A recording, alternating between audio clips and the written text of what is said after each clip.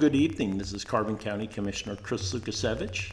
It's a Saturday night, kind of an anomaly for me here, live streaming on a Saturday night, but Thursday night was a little full on. I didn't have an opportunity to go live.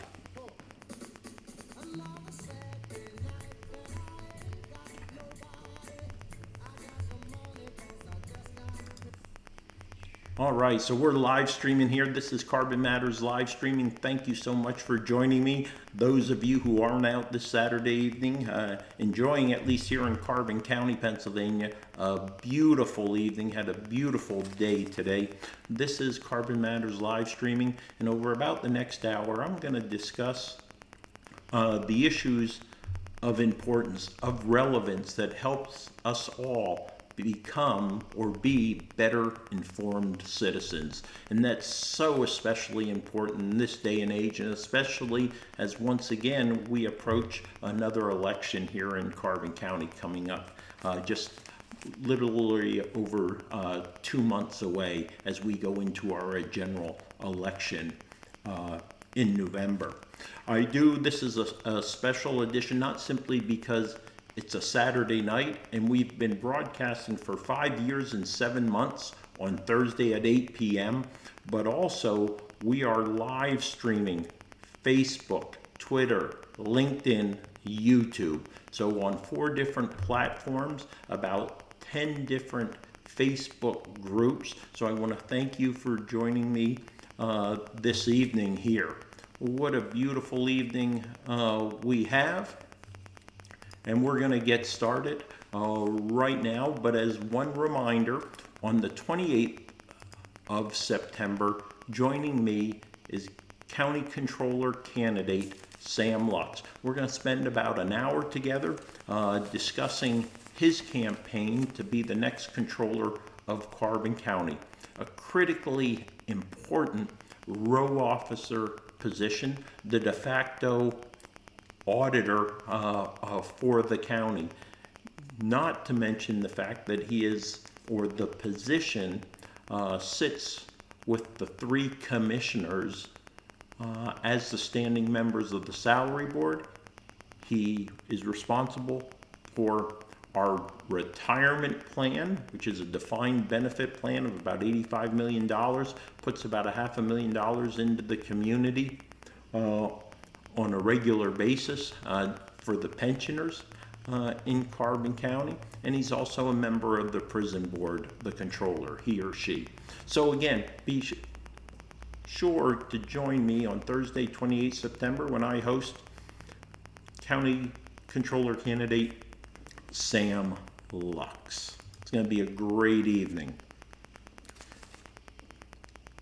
Let's go ahead. We're going to jump in. We're going to start as we normally do. We're going to build up kind of the lighter subjects, not too heavy of material. Then we'll move to those that are a bit thicker, maybe contentious at times between different issues or between individuals who might hold different positions on the matter. So let's go ahead. Let's start rolling into this. And again, thank you for joining me this evening. This is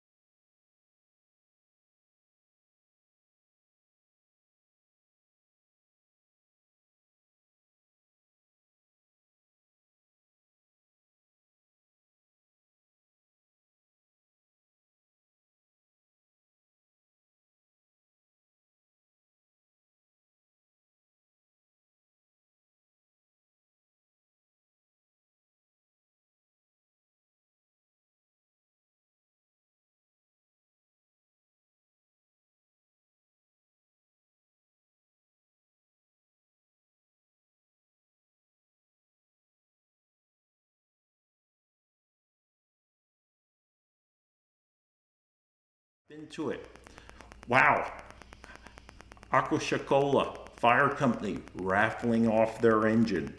Only 200 tickets are available for this sale, for this 1989 KME with 23,000 miles on it. Many of those miles are pumper miles. I have to highlight that. Those 200 tickets are going at $100 a piece. So that's basically, they're taking in $20,000 is the most they will get. Aquashacola is what I said, didn't I?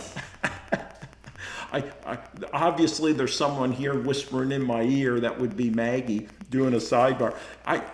This is the first time in probably 4 years I've gotten that wrong. So my apologize to the good people. Aquashacola and not Aquashacola, right? It has nothing to do with agua either, for those who might see it as looking like Spanish there. So again, they are raffling off that fire truck. Only 200 tickets are for sale. It's going to be raffled off, whatever comes first, the sale of 200 tickets or 23 October, so whichever is sooner. So get down there just outside of Palmerton, get your raffle tickets. Let's jump next. The beginning of August, the Carbon County Fair. What a great week it was down there. I was able to be down there for the opening ceremony. It's great to interact with all the individuals who came out on that first night.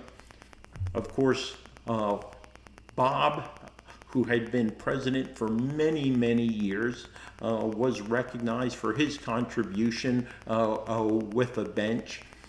So Bob and Alicia and that entire family who have given so much to Carbon County by ensuring the reinvigoration of the county fair that actually goes back to the 1850s, although there's a couple brief changes of organizations that may have been responsible for it. But again, what a great history, what a great tradition to bring the community together. Thanks, Bob, and the entire team who it has been handed off to as they continue to move forward. Next year, the 25th anniversary of the revitalization, expected to move just a 1,000 meters or so down the road to a new location. We look forward to that taking place. And congratulations to our fair queen, actually handing it off to her sister. So great to see everyone at the Carbon County Fair this past August. All right, let's move on from there. Congratulations is due to Kathy Henderson, who has now been named the lead of the Carbon Chamber Economic Development Corporation. Most of us know Kathy, and her role is primarily focused on economic development. Great to see her years of experience being taken to the next level.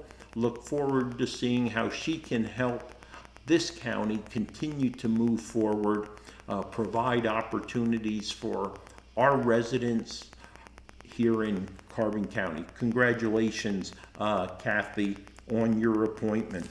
We did have a little bit of since Marlon has left, a little bit of turnover in the office, but I have a good feeling now that we have Kathy as the captain of the ship. I expect quite a bit of longevity in her presence in that position, and see good things coming from her presence. I did see this just popped up within the last couple days here, I guess with the Senate back in session for a little bit, the Pennsylvania Senate that is, that Senator Argyle has introduced some legislation to move up the primary, which is historically in May, to as early as March, if I recall. And the purpose of that is to make Pennsylvania more relevant when it comes to the presidential primaries. And I did also see, talking about the primaries, I know the Democrats are trying to move states like the South Carolina and others trying to modify their dates to be first in the nation versus historically New Hampshire and Iowa. The argument is New Hampshire and Iowa don't reflect, now this is from the Democratic Party perspective, doesn't necessarily reflect the composition makeup of the United States. So it would be better, let's say, a more diverse state to host those first in the nation, most influential primaries. But we'll wait and see how that plays out with the Pennsylvania Senate. All right, let's go ahead and move on. Today was the final day of the beach bus, near and dear to my heart. Started it the 4th of July. It was really about 5 weeks later than originally anticipated running. I did just speak to the final run driver about 5:15 this afternoon to see how things were going. I believe it was a total of 8 rides took place today. Had a really strong weekend last weekend. He has been talking, the driver I spoke to today, have been talking to a lot of the citizens who have been leveraging or taking opportunity of the beach bus, which has only been running Saturday since the 4th of July. And there seems not to be a lot of knowledge of the Saturday runs. Now I can tell you that all the Summit Hill, Nesquehoning, and Lansford Facebook pages that I'm a member of, I have been pushing it to kind of an advertisement of the availability of the bus. Obviously, not everyone has Facebook, but I made a very conscious effort to push it every Thursday and Friday right before a Saturday. But I'm hopeful if the beach bus continues into future years, we're going to definitely at least double the ridership, if not triple, over the next 2 years. But again, you got to be persistent, consistent, and you got to get the word out there. And I'm going to continue to push for that in different ways. We'll be doing a hot wash AAR in the next couple weeks, see what went well, what we could do better, what we should sustain. But again, thanks to all those patrons who have been enjoying Carbon County's beach bus. So if you're just joining me, I'm Carbon County Commissioner Chris Lukasiewicz. This is Carbon Matters live streaming, special Saturday night edition here. It is an anomaly. However, I had a speaking engagement with the 912 Project down in Palmerton at 6:30. Spent a good hour and a little bit with them. So there was no way I could get settled in and do my Thursday night Carbon Matters live streaming. And as I emphasized at the beginning of this particular broadcast, Carbon Matters live streaming started in January of 2018. So for 5 years and 7 months, and it seems just like yesterday. Interesting enough, when Maggie and I did our first live stream, obviously we were novices in live streaming. That is the only edition of Carbon Matters live streaming that I don't either have currently on Facebook or on YouTube. Right back then you had to hit something that said, save this live stream, which you still do today in many cases. And I must not have hit that save this live stream, so that is lost in hyperspace or cyberspace somewhere. So the only edition that's not available. Sure, the NSA has it or Facebook has it, but I can't access it, unfortunately. So this is Carbon Matters live streaming. Thank you so much for joining me on this Saturday evening. We're going to go ahead and continue to move along. The traffic discussion, disappointing. That was an observation that a Borough Council member in Lehighton made in regards to a meeting that was hosted down at the Carbon Chamber that brought together representatives from Jim Thorpe, Lehighton, the county, and Economic Development and Pocono Mountain Visitors Bureau. And while there might have been some disappointment, for me that was actually the best roundtable discussion we had on the issue. The issue being the challenge or the seeming reduction in traffic going into Lehighton due to the requirement to have to make a right turn out of the county lot on weekends, primarily for the safety and keep the traffic flowing.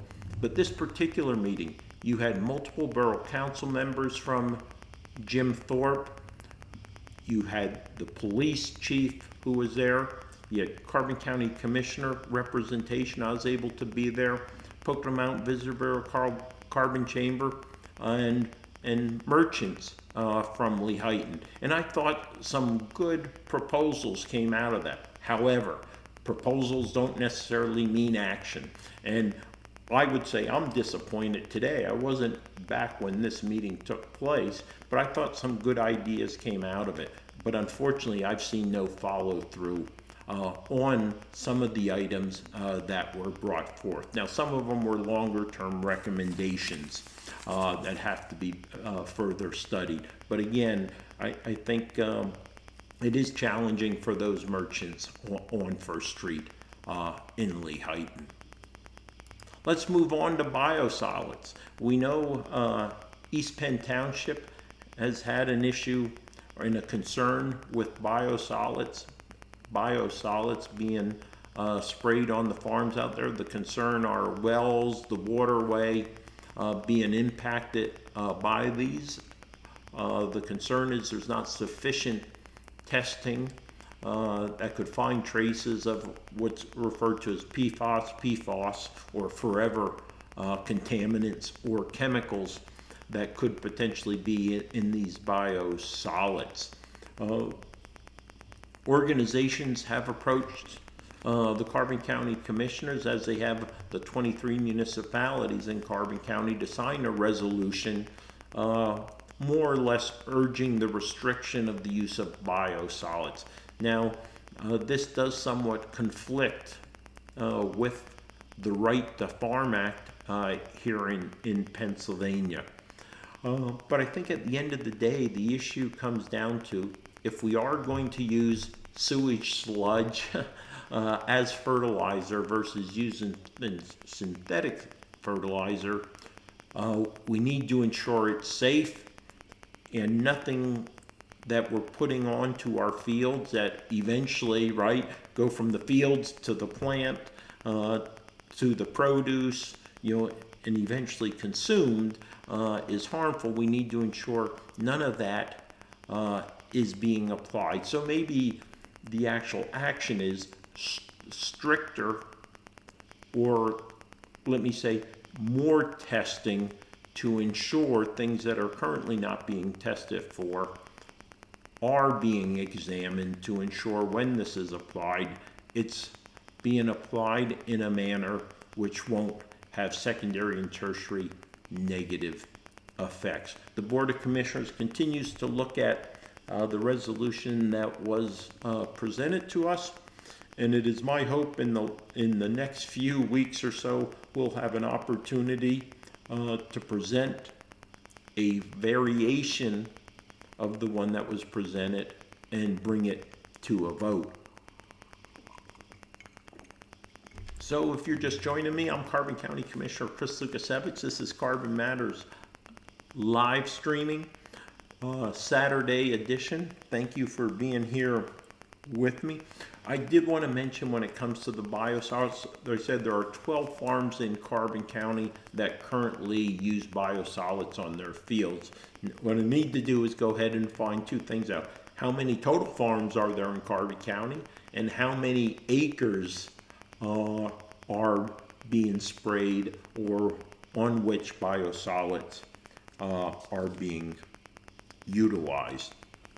Hey, just a reminder that on 28 September here on Carbon Matters, I'm going to be joined by Sam Lux, County Controller candidate. We're going to talk about Sam's background, what he would bring to the controller position in January if elected, his background, his experience, the duties and responsibilities of the county controller. So please ensure, mark your calendars, join myself and Sam on the 28th as we discuss the county controller position and its importance to good governance and the running of county government. Let's talk about safety and response. Mock-Chunk Lake Park, for the first time that we could find evidence of, has had a full crew of lifeguards, to include the unprecedented appointment of a lifeguard supervisor this current season, which is ending on Monday, Labor Day. What we have instituted also for the first time knowingly is the fact that our lifeguards throughout the season were conducting refresher training. Those individual tasks that they're required to maintain a certain level of capability and expertise in to do their job. Then we took those individual tasks, and in July we had a command post exercise, so a tabletop exercise where we brought select number of lifeguards together and walked them through a scenario in which an individual was missing, reported missing in the swim beach area, and worked them through what their actions and reactions would be. And then we took that to the next level with what's being highlighted here, which was a full FTX, right? A full training exercise instead of a field training exercise. God bless you. Where we brought together Lehighton and Jim Thorpe fire departments and their capabilities, police departments, fish and boat commission, life flight, our emergency management, our lifeguards, our leadership in the county, and ran a full exercise where we had a missing adult and a missing child. Going to the point of actually we used a submersible dummy that you can see in the lower picture there being pulled out of the water. That was submerged, and actually the dive team from Lehighton actually located that. So this was just our commitment to really interoperability, right? Ensuring, should that unfortunate incident occur where there is a drowning, that all the agency partners would be able to work together and respond effectively in a timely manner. So kudos to everyone who participated in that exercise. All right.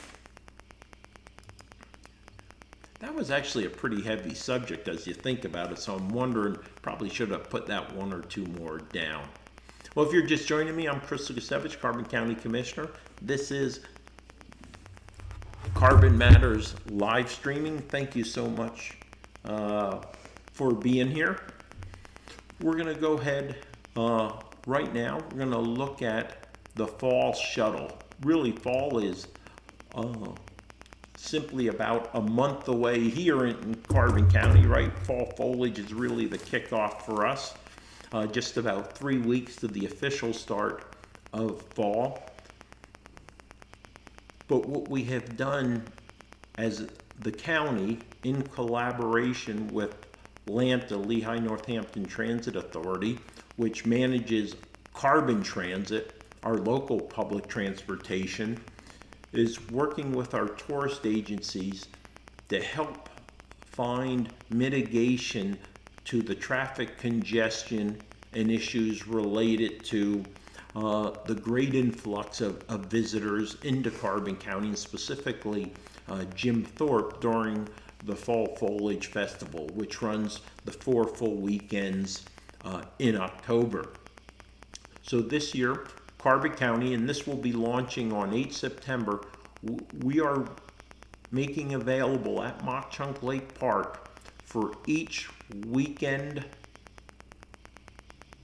day in October making available at Mock Chunk Lake Park as the festival is running 100 reserved spaces plus shuttle service, which will be running every 10 minutes from Mock Chunk Lake Park to the old Mock Chunk Historic District in downtown Jim Thorpe. Really, so right by the Mock Chunk Opera House, Marion Hosbard will be dropping off there.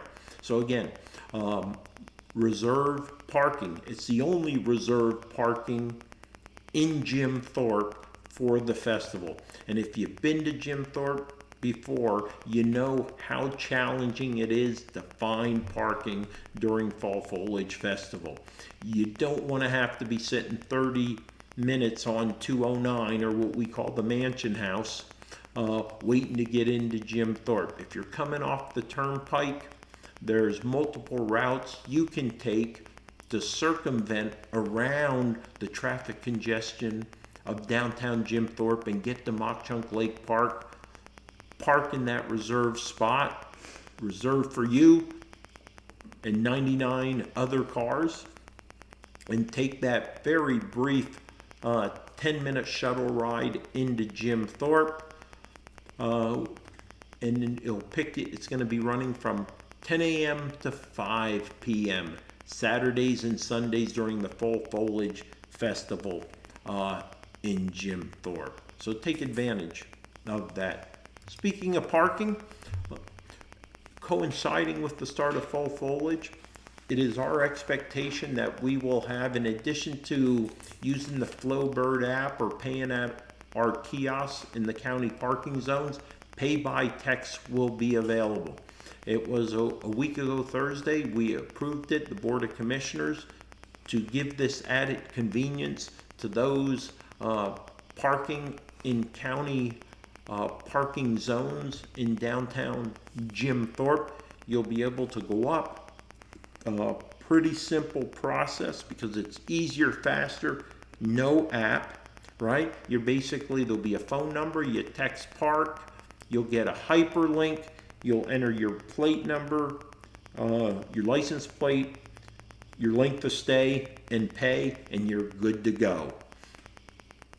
Quick and easy. Pay by text. Hopefully this is going to cut down on the lines also that we often see at a few of the kiosks. That one kiosk, what we call a river entrance, that's so where a lot of the rafting companies will take their boats down to. That has about, in the first 7 months of this year, 9,500 transactions took place, and that's our busiest kiosk, and you do see the lines back up there. Individuals don't realize that you can use any kiosk in the county lot to pay, so we want to make it just a little bit easier, cut down on those lines, get people out of the queue and into downtown Jim Thorpe to enjoy fall foliage and other opportunities. Carbon County recently approved a $5 million ballpark courthouse renovation that's going to focus on plumbing, electrical, HVAC primarily, a little bit of renovation work. All the votes on these contracts were 2-1. I opposed all the awards of the contract primarily based on two things. One, this project, we could have originally had it done in 11 months in lieu of 18 months now. By emptying out the courthouse and temporarily relocating the court offices to another location, such as the location we had intended to utilize for that, 410 Center Avenue, Jim Thorpe, which was the former Jim Thorpe School District office, high school, elementary school, depending on the time you were going to school here in Jim Thorpe. So it was costing us alone for our primary consultants, such as Boyle Construction, the architect, the HVAC specialist, $30,000 a month just for consulting fees. So think about it. You're going 6 to 7 additional months. So you're already up to $225,000 additional dollars just for consulting fees for them. What we're doing, instead of emptying the courthouse, what is extending this, we're doing it floor by floor. So we're going to be constantly shifting people. It's going to extend out the entire project. So you can be assured that every subcontractor is also, in lieu of getting the project done here in 11 months, they're going to have to stick around in Jim Thorpe for 18 months as they move through this process. So it's significantly, I'm estimating anywhere from $500,000 to $1 million additional because of the length of the project. Add on top of that the unnecessary, undesired move of the clerk of court's office to the first floor. All right, I'm not going to beat the dead horse on this, but it's costing hundreds of thousands of dollars. Overall, $500,000 to move one office that doesn't need to move from one floor to the first floor. Importantly to note, which isn't included in this $5 million, which now is exceeding our capital budget. What money's available? We're under $5 million right now. It's $4 million, about 7 or 8, 4.7, $4.8 million available. So we're already at the point where we're going to have to find money to pay for this project. But as I said, what hadn't been included in this contract is the additional electronic filing system that is required, and basically talking physical place to put files, which is costing about $85,000. Plus, on top of that, $85,000 for what's referred to as a Road-O-Matic. There's furniture costs, which are about $70,000 to $75,000 just in cubicles and those types of necessary desk spaces that have to be put in there. That's another $150,000 that isn't even included here. So it's a very costly project. We could have had this done for about $3.5 to $4 million if, again, we would have simply relocated court operations for a temporary period, let them work in an expeditionary fashion. Not going to give them the Taj Mahal, which they would want, but not need, and then not move unnecessarily the clerk of court's office. All right, so let's move on. Goodbye, Lansford Pool. Had to bring this up here simply because it's on this particular Times News. Lansford has decided that renovation of their pool is too costly. It's unfortunate, but I think the reality is it is too costly for Lansford, but it doesn't mean I'm not greatly disappointed in it. I'd love to see at least every borough to have a pool. Palmerton has a pool, Lehighton has a pool, Jim Thorpe Summit Hill, Mock Chunk Lake Park, it's fine, great, love Mock Chunk Lake Park, it's not a pool. Weatherly also has Urana. But I think it's unfortunate. They are looking at another option. I will have to remind the citizens of the Panther Valley, specifically Lansford, right? You guys also had another pool up until a few years back, right? And that would have been at the Panther Valley High School. I think that was disappointing also to see that go away. Isn't it great, folks, students, as part of their PE, teaching swimming, having a swim team, a dive team, those other activities? I find that's unfortunate. Also, I was thinking about earlier today, that Jim Thorpe back in the day, about maybe 500 meters, 500 yards from here where I'm sitting, the east side of Jim Thorpe used to have a pool. Then if you would have went on Upper Broadway in downtown Jim Thorpe, there was a pool there. And then there was actually even a small pool at Kemmerer Park in downtown Jim Thorpe, and plus the YMCA back in the day had a pool. It's unfortunate they still don't exist, but they are costly indeed. But they are another great way to bring the community together, especially in the beautiful summers that we have here that are so fitting and accommodating for swimming. Carbon was hit with a cyber attack. Can't say anything more on that issue. Read the article. Cyber attack did occur. Now I'm simply using the language of the Times News. Hey, as a reminder, again, doing some self-promotion here for the 28th September Carbon Matters live streaming. I'm being joined by County Controller candidate Sam Lux. We're going to spend an hour together talking about the duties and responsibilities of the position that he is seeking, and then the background, the experience that he will bring when, if elected to the position of County Controller. So please join me and Sam on 28 September. And part of the reason I'm doing this Saturday night edition here is I wanted to get the majority of newsworthy items out of the way. So in lieu of our standard procedure of guests, where we'll go ahead and spend about 30 minutes going over those items that are important, relevant, and then have a half hour for the guests, I want to commit the entire hour, unless there's something, just so important that we have to take a few minutes up front.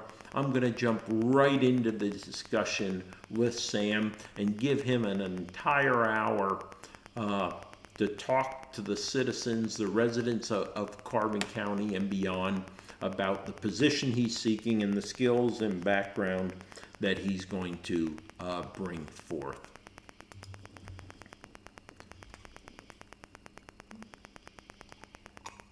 So thanks again for joining me on this Saturday evening. I'm Carbon County Commissioner Chris Lukasiewicz. A Saturday night edition of Carbon County Matters live streaming as we enter into our 5th year, 7th month of broadcasting. Lehighton Area School District wants a county reassessment. Well, why would the school district want a reassessment? Well, normally, let's say they want to ensure there's equitable payment of taxes across the board. Want to do some revenue generation, of course, but bear in mind, they generate revenue, they're going to spend it. Some of the cons, though, are the cost. It's extremely important. I'd probably estimate for Carbon County it costs to do the assessment alone about $4 million. Plus then, of course, you need to ensure that you have the software platform to utilize that data, right?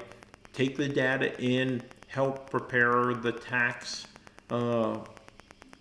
bills that go out on a regular basis. So that's above and beyond having a third party come in and actually do the assessments.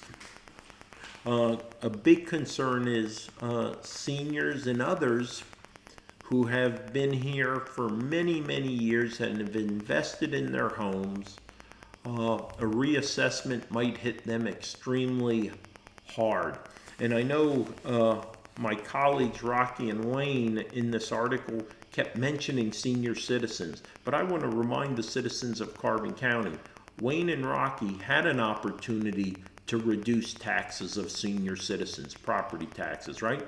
On January 6, 2020, on 14 January 2021, both of them voted against assessing the viability of my proposed STAR program, senior tax rebate, which would have been each year after an individual reached 66 years old, having a 10-year paying property tax at the county level history here, meet certain financial guidelines. Each year, their taxes would be reduced a quarter mill. If they were a widow or widower and met those same qualifications, their taxes would be reduced a half a mil per year. Because obviously, the financial burden on them would normally be a bit heavier. So therefore, reduce that county property tax rate quicker. Then the other part of that was for the county to advocate with the school districts to do a similar type of reduction, tax rebate, for senior citizens who met similar qualifications as for the county level. I do know that other municipalities have been contacted by the Lehighton Area School District has reached out to other school districts. I know one, I am confident to say, does not support a county reassessment. I did see in the Times News the other night that Lansford has already come forward and said they do not support a county tax reassessment. I don't see this moving forward. I really don't. I know Lehighton may try to push it, might even take the county to court to try to make it happen. But I don't think it's going to have legs right now at this time. But we'll go ahead and see. And that's what I really referred to already. Carbon addresses the reassessment push, and we're talking the county, right? Told you, Wayne and Rocky talking about senior citizens. All of a sudden, there's concern about their tax rates, where for the last couple of years, as I've been fighting for a tax reduction for them as a tax rebate, seems my colleagues prefer that, well, let's go ahead and support the food banks so senior citizens stand in line at the food banks instead of standing in line at JTMB or Mach Chung Trust Company cashing that rebate check for taxes. So I find them very hypocritical on this issue. Let's go ahead, let's move on. What's going on? See in the lower right there, no bidders for Carbon County Shelter, right? One of two tasks that I have remaining is seeing the single homeless women's shelter come to realization. We put it out to bid twice. On the first round of bids, we did get the plumbing. A plumbing bid did come in, but we didn't get a bid on the electric or the general construction work. So we sent it back out to bid the second time, had no bids on those two particular areas.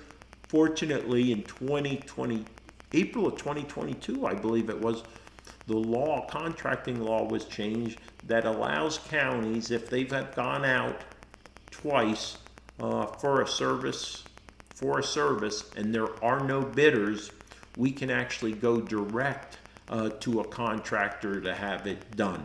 So immediately when we didn't get these bids, I reached out to a company that the county has a very close relationship with, a construction company, and we expect to have a bid on the project from them very shortly. I would expect sometime next week, because this project has to be done by 29 September. They've already assured me, this particular company, that they could do the work as shown to them in the scope of work, which included the drawings for the plan. So I'm optimistic we're still going to get this done. All right. Wow. Had an anonymous letter. We were just talking about the beach bus. Just about 15 minutes ago, I had this anonymous letter, and I've done this a couple times before.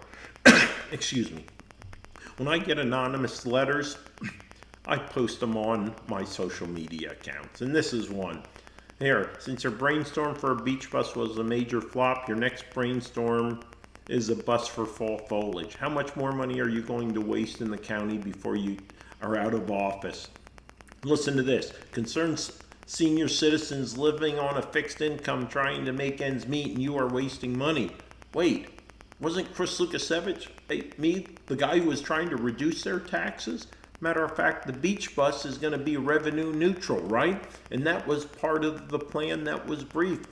I posted the concept on my social media page. Take a look at the concept. I also posted the concept for fall foliage. That, if it realized in the manner in which we see it rolling out, is going to have about a $5,000 profit with a X amount of dollars going to offset any beach bus costs. But at sometimes, you know what? Counties have to provide services that don't make money. Guess what? We don't make money on 911, do we? When you call 911, right? We don't make revenue on that. There's many services we don't make money on, but they're a public service that we provide. We provide public transportation. Mauch Chunk Lake Park needs to be a regular stop on the Carbon Transit route all summer long, 5-6 days a week. If those buses are running, Mauch Chunk Lake Park needs to be on that. Matter of fact, let's say the level of success that there was with the beach bus this year, and we'll be rolling out the data at the end of the month. I'm hoping by then we'll be able to pull it together, then analyze it. The fact is, last month, for fixed route systems of 355 or so that report, Carbon Transit, because of the beach bus, has jumped to the number 10 highest increase in ridership of fixed route transit systems because of the beach bus. Importantly, just like the beach bus and the hundreds and hundreds of riders we're going to have during fall foliage, the federal funding that will increase as a result of increased ridership. Stay tuned for 2023 and 2024 and 2025, when the impact of the beach bus and fall foliage, the federal money rolling in to support increased services by Carbon Transit to the citizens of Carbon County. All right, let's move on here. We're rolling down, I think, to about our last 15 minutes or so. We're about 13 minutes prior to the top of the hour. I'm Carbon County Commissioner Chris Lukasiewicz. Thank you so much for joining me here on Carbon Matters live streaming, this Saturday edition. I know it is an anomaly for me to be here on a Thursday, or excuse me, not be broadcasting on a Thursday night, but as I spoke to at the beginning of the show, had a speaking engagement with the 912 project, primarily focused on mail-in ballot process here in Carbon County, and that precluded my return in a sufficient time to go ahead and prepare for what would have been a Thursday night broadcast. So let's go ahead, let's move back. Just talked about that anonymous letter. I'm not going to beat this dead horse to death. Lukasiewicz puts family first, will not run, right? I've highlighted on multiple platforms, multiple ways, my 5 reasons for making the decision not to run. I was confident initially that I was going to have a 3rd place finish, which again, 3 commissioners, there's 3 positions. Got about 2 months to actually filing my nomination papers, cramming the data. I was confident of at least a 2nd place finish in the run, and then had that epitome on the day of filing, right? I'm not going to go into detail, but just say, right, the 5 things, if I can recall them off the top of my head. I was putting country, county, and Chris first in my life. The debt that I was repaying by holding public office was about paid off and would be paid off by the end of this term. There were only 2 items that I felt still needed to be completed on my 2023 priority list. I was confident those were going to happen and it wouldn't take another term to get those done. And that was the 204, 206 Center Avenue, the blight issue. That is moving forward with a Judy Williams on 206 Center Avenue, and the county working with the borough of Jim Thorpe, the single women's homeless shelter. I think we're about there. So those are taken care of. Also talked about, I never had one of those mornings where I just couldn't wait to get to work. Never had one of those afternoons where, man, I want to just stay here longer and longer because I just love doing what I do so much. Never had one of those days. And I used to have those all the time. Used to have them all the time in the military, in a particular assignment I've spoken to many times. But I didn't have that. The other thing is, I'm telling you, I don't have a great passion for local level politics, right? I like national level issues. So those 5 things all coming together easily put me over the edge, just a few hours prior to the opportunity to file those nomination papers. All right. Frassinelli followed up, Bruce followed up with a Carbon County Commissioner's abrupt decision. Bruce did a pretty good job. The issue I really had with Bruce's piece here were these Republican officials and political observers that he spoke to, right? The political observers said it was an insurmountable task running as an independent. Look, I had crunched the data. I had prepared for this. I had the plan, the strategy. I had the resourcing to make it happen. I was planning on 52 to 5,800 votes coming Democrats, Republicans, independents. Bear in mind, in the last election, we had over 2,700 independents vote. And I was confident I could pull over 2,000 of them back out to vote in 2023. And then I would be taking my core supporters from both the Republican and Democratic Party. Because the fact is, and these Republicans who are in the know and these political observers, what did I do in 2019? I basically ran as an independent.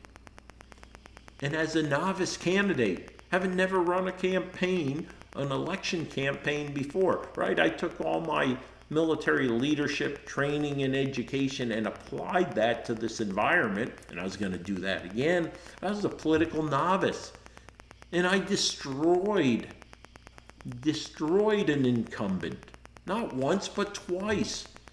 And if it wouldn't have been for a write-in campaign, more than likely would have had a first place finish in that race.